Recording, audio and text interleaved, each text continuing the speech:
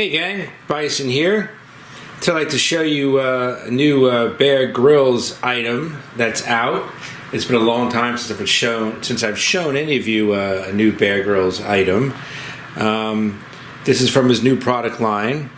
And right off the bat, the first thing that I'm unclear on is, if you can see it here and up here, that's his new logo. In the past, all his products had the BG, and prior to that, it had like a bear embroidered onto the clothing and packs in his early Craig Hoppers days, back when he was doing Man vs. Wild. So I'm not sure what the symbol reflects. I know he has his company BG Outdoor Ventures, and he's got all his survival schools. So if anybody knows what this symbol means, this emblem, with the what's behind it, I'd like to know. I've done some research and I couldn't find anything, and I'm a big Bear Grylls fanatic. So here we have the new Bear Grylls 3-in-1 hydro lamp. This is pretty cool. It's got its pros and cons. One con in particular, which we'll see in a minute. But here's a look at the box. There's our new logo. 3-in-1 hydro lamp, water bottle, power bank, and lantern. 100 lumens, power bank, solar powered. There's our emblem. Here's a picture of the back of the box. I'll put the more features in the photo section at the beginning of my video. It says, stay charged, built-in solar panel, powers to light and charges an internal power bank, provides a way to charge your USB devices. 3 light modes, high, medium, and low. Ultra bright, water reflects light from 3 extra bright LEDs for maximum illumination.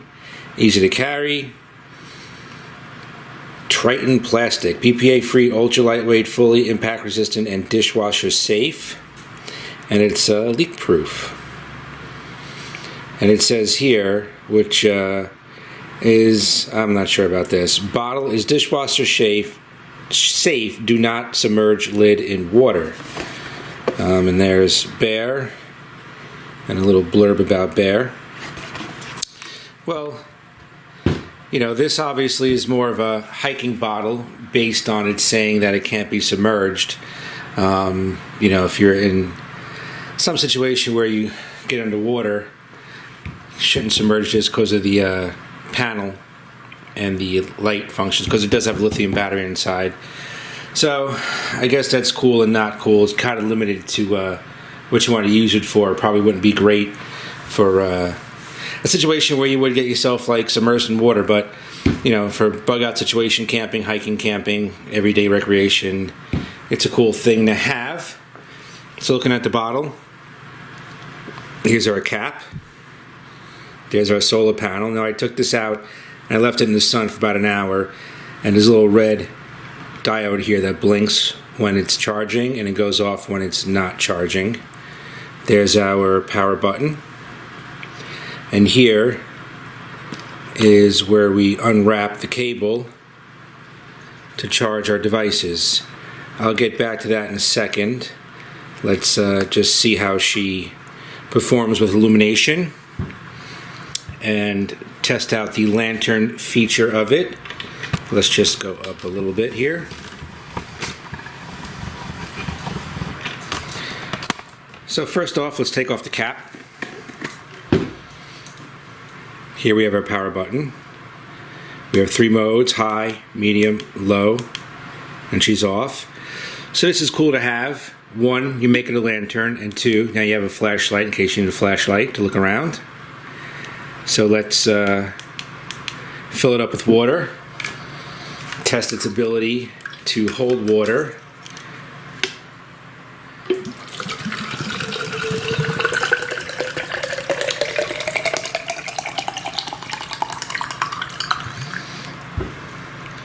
Very cool little carry handle here.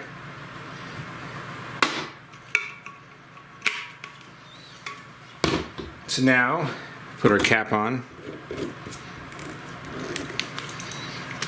And if you squeeze it, the light goes on. Good seal, no water leakage. It's got a pretty rugged handle here. I'm yanking on it. It's pretty secure. So now, the lantern feature obviously works better once you fill it with water. and the light illuminates the water, and there we have a lantern. So let's just go ahead now that we see the lantern, we saw the flashlight and the overall outside of the bottle, we'll test its charging capability.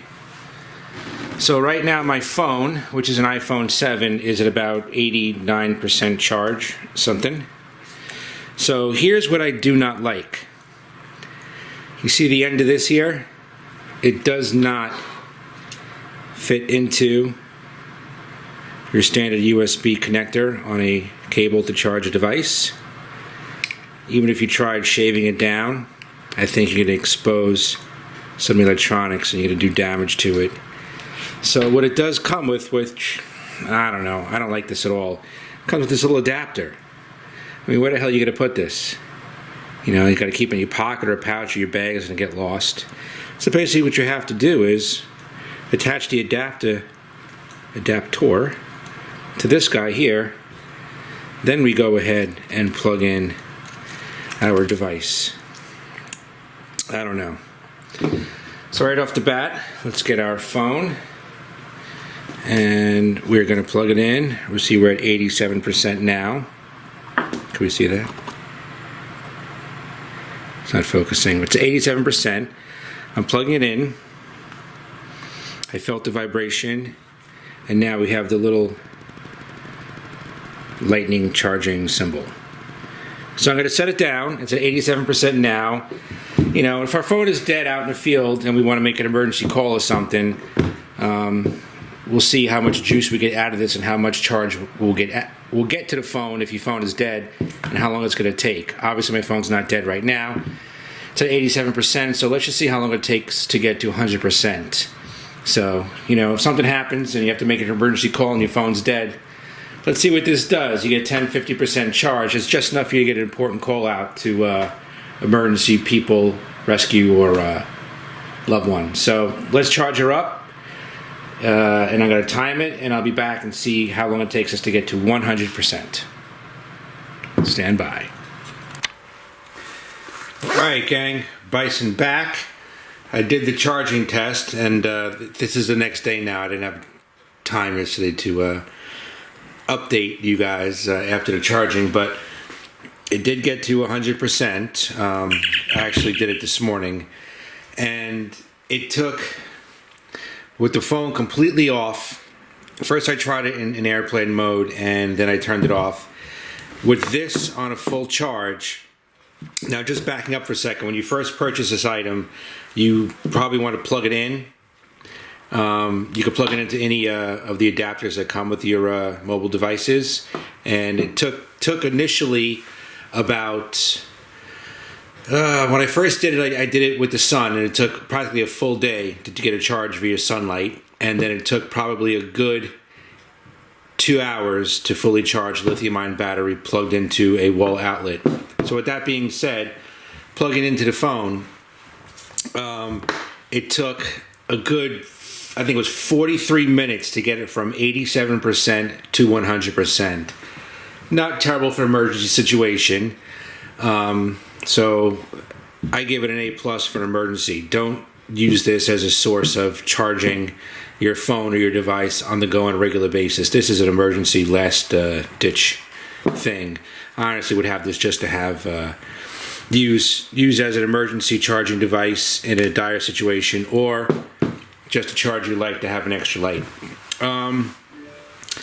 Now, what was I going to say? I was going to say something else about it.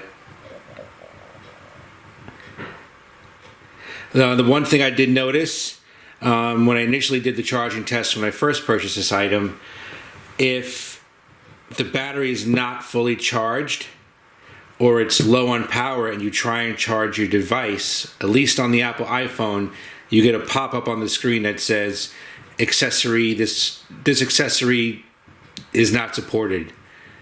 So you get a thing. When the power is low, it says accessory not supported. When this has got a full charge, you don't get that notification. So that's just something to look out for. So if that happens to you, don't think there's a problem. Just make sure this guy is fully charged when you first buy it. Plug it into the wall for a little while. When the red light turns green, you're fully charged. So in my book, this is an A+ for an everyday item. and an extreme emergency item, it's great to have, but don't bank on this as a source of charging your device on the go every day, because it's going to take forever. All right, gang, so there's my input on the Bear Grylls 3-in-1 Hydro Lamp. Thanks for watching. Bison out.